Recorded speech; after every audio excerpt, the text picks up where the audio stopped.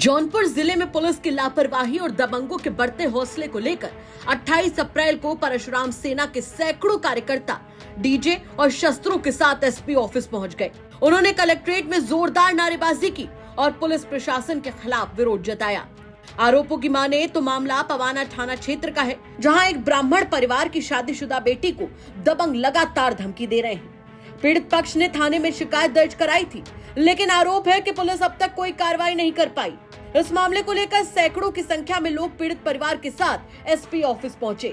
Police अधीक्षक से मुलाकात के बाद परशुराम सेना के अध्यक्ष कमलेश तिवारी ने मीडिया से बातचीत में कहा कि हरिशंकर तिवारी, विजय मिश्रा, श्री प्रकाश शुक्ला और विकास दुबे जैसे अपराधी पुलिस की लापरवाही से ही पैदा होते हैं।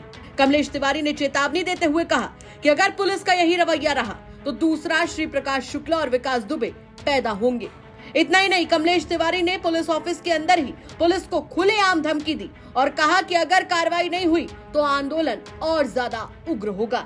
उन्होंने आरोप लगाया कि पुलिस अपराधियों के खिलाफ कार्रवाई करने में टालमटोल कर रही है। प्रदर्शन के दौरान परशुराम सेना के कार्यकर्ताओं ने जमकर नारेबाजी की और प्रशासन से न्याय की मांग की।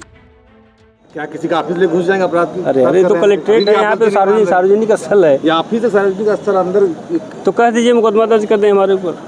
तो आप कप्तान साहब क्या कहे?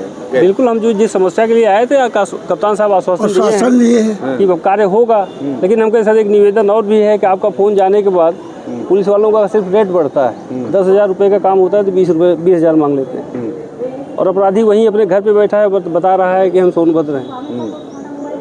तो बता रहे हैं कि अब हमसे संतुष्ट नहीं हो तो आप विवेचना ट्रांसफर करवा लीजिए। तो हमें एक ही काम है, ठीक है, इससे अच्छा है तो आप लोग नौकरी छोड़ दीजिए, आपके बस की बात नहीं है। अगर ईमानदारी आप नहीं कर सकते, सरकार से वेतन ले रहे हैं, जनता की कमाई है, और आप हमसे कह रहे हैं कि आप विवेचना ट्रांसफर करवा लीजिए, इसका मतलब आप ईमानदार नहीं हैं, तो ये तो कोई मतलब नहीं हुआ।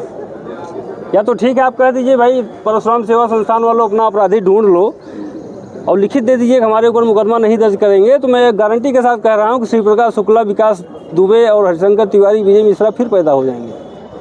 मतलब आप पुलिस को धमकी दे रहे हैं? धमकी नहीं दे रहे, निवेदन आप धमकी दे रहे हैं? अरे निवेदन कर रहे हैं भैया, धमकी क्या? हम लोग बैठे हैं घर में, घुस के बोल रहे हैं साले अपने बहन बेटी हमारी साथ भेजो, नहीं तो हम तुम्हारी हत्या कर देंगे। ये कौन सी बात है? तो ये कौन सी बात हुई कि आप विजय शंकर दुबे, बाबू फलाने अपना नाम पत्रकार हैं कि आप क्या हैं?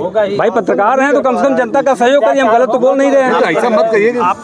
आपका मामला क्या है? मामला हमारा ये है कि सोंगरा के शशि भूषण तिवारी जी हैं, उनकी लड़की की शादी हो गई है प्रतापगढ़।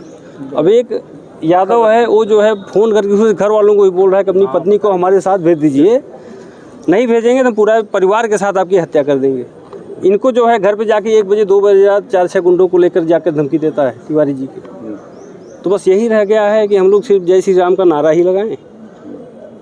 किस गाँव मुंगरा वास्तव किस गाँव का मामला? सोंगरा गाँव का मामला है, पवारा थाने के अंतर्गत आता है।